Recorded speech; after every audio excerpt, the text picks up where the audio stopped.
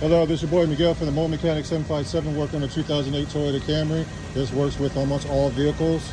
If you do not know where the bleed screws are X, Y, and Z, all you have to do is fill up the radiator fluid all the way to the very top, turn on your engine, turn on the heat full blast.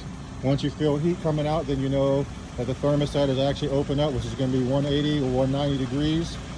The coolant is flowing fully, but what you do is you get the tires off the ground on both sides.